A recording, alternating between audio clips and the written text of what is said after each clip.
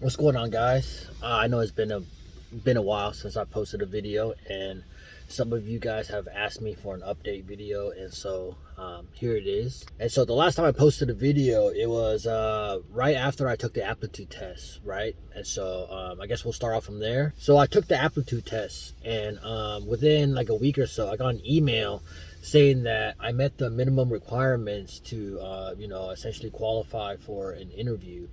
And so I got the email, I read it, and it gave me a date about a month out.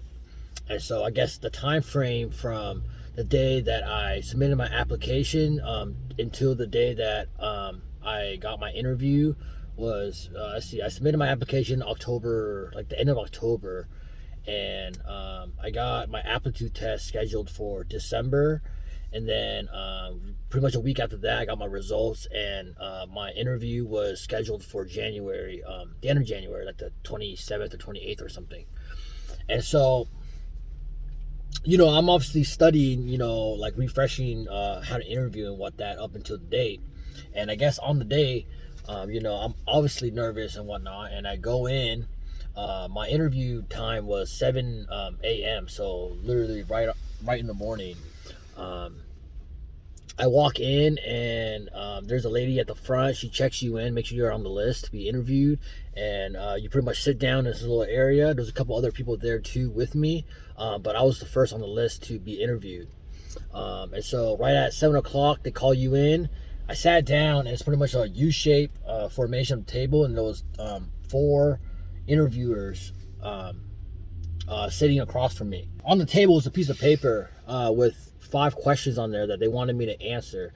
And so, they had my resume already pulled up, and there was mainly one guy just speaking, and the other people were kind of just listening in. There was three guys and one lady. And so, going in there, I was pretty nervous, but I was prepared and whatnot. And pretty much they want you to do most of the talking, right? So they tell you, introduce yourself and what you do and whatnot. And if they have any questions, they'll ask you then. And then they'll ask you to pretty much answer, like read off the questions that's on the piece of paper, and then answer it, right? And it's pretty much questions that's about yourself, like pretty much like what's your strongest asset, or how well do you do in like a team oriented situation type of thing. And then the last question I remember on the list was pretty much like a random question about yourself, like what your hobbies are, I think is what it was. And so the entire interview lasts pretty much like no more than 15 minutes. I was pretty much in and out.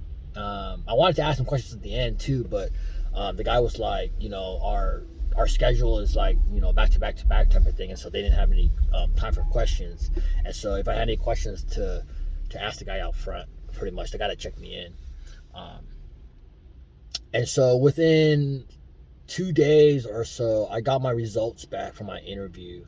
And so, this is the part where, it's kind of disappointing. You can probably guess now that, since I haven't posted anything, that I didn't get a qualifying rank. I guess I'll tell you my rank. I got 148th out of, I guess it didn't tell me what it was out of, but it was 148th, and pretty much it gave me like an email. Like in the email, it told me like what I should do to improve if I wanted to be interviewed again. Because in the email it said that for me to qualify for a re-interview, I'd have to essentially complete like 1,000 hours of trade work related, experience and whatnot, in order for me to qualify to be re-interviewed. And so it was 2 emails. They gave you one email pertaining to your rank, and the other one was like information on how you could improve type of thing. And so, I was pretty bummed, but, it wasn't the end of the world for me. And so I know that going into this this interview, that I didn't have much experience like in the construction or electrical field.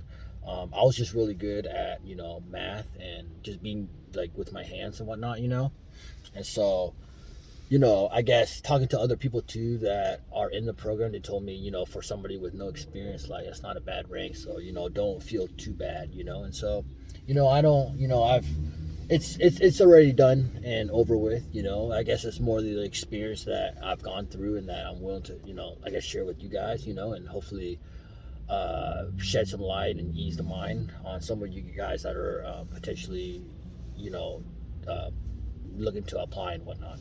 And yeah, I was pretty upset when I got the email, you know, and got to know my rank because you know, I studied pretty hard for the test and I thought I was pretty prepared for the interview, you know, but unfortunately, you know, that wasn't the cards that was dealt to me, you know, and you know, I'm not bummed about it.